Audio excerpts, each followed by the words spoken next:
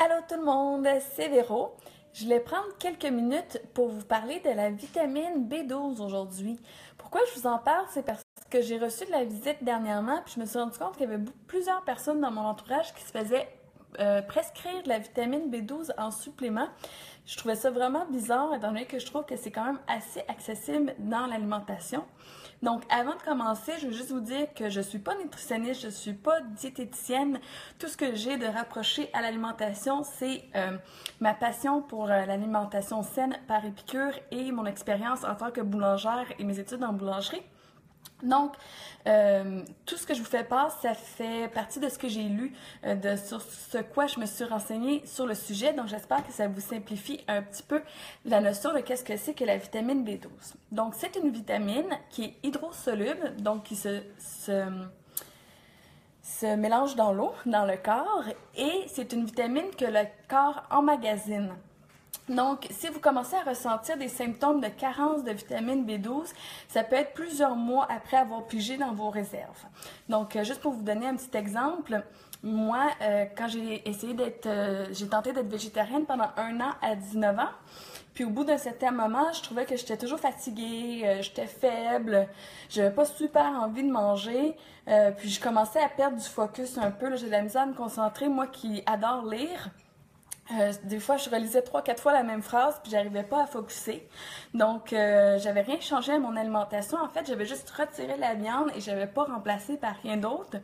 Puis les carences de vitamine B12, c'est surtout répandu chez les végétariens et chez les végétaliens, mais ça peut toucher tout le monde. Donc, moi, les gens que je connais qui en font prescrire, c'est des gens là, qui mangent de tout.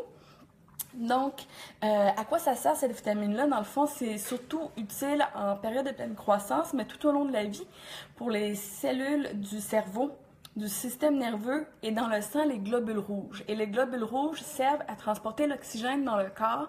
Donc, ça vous donne un exemple de à quel point c'est important. Donc, j'ai commencé à avoir ces symptômes-là plusieurs mois après avoir arrêté de manger de la viande. Habituellement, dans une portion de viande par jour, vous avez la quantité nécessaire de vitamine B12. Si vous ne l'avez pas, ou si vous en voulez un petit peu plus, que vous ressentez ces symptômes-là, encore une fois, je ne suis pas médecin, je ne suis pas nutritionniste, mais vous avez les levures épicures qui peuvent venir à la rescousse. Donc, quand je vous disais que c'était accessible et que je ne comprenais pas pourquoi les gens prenaient des pilules pour ça, les levures, qu'est-ce que c'est? C'est comme les levures pour le pain. C'est un champignon qui pousse et qui est cultivé. Donc, ça ne vient pas des animaux. Quelqu'un qui est végétarien ou végétalien peut manger des levures. Et souvent, les gens qui sont végétaliens utilisent les levures pour remplacer le fromage ou le parmesan, puisque ça a un petit arrière-goût de parmesan, le fromage. Donc, on a 3 sortes de levures. On a l'umami asiatique. Si vous connaissez mon amour pour la cuisine asiatique, vous savez que celui-là, c'est mon préféré. Vous avez les différents ingrédients qu'il compose ici. Vous avez ail et oignon.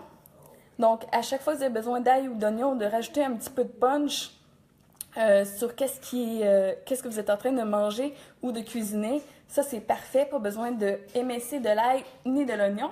Et finalement, on a le bacon et tomates rôtis qui ajoute une petite touche italienne à tous vos plats et surtout pour ceux qui veulent mettre du bacon absolument partout. Donc du bacon, on pourrait en manger 3 fois par jour avec cette levure-là. Pour vous donner une idée, une cuillerée à table de chacune de nos levures donne 90% de la vitamine B12 recommandée par jour, sauf la bacon et tomate rôtie qui vous en donne 120%. Donc là-dessus, j'espère que je vous ai simplifié la notion de vitamine B12 et des levures et que vous voyez que c'est simple d'en ajouter dans ces repas tout en ajoutant du goût sans avoir besoin de prendre de pilules. Là-dessus, bonne soirée!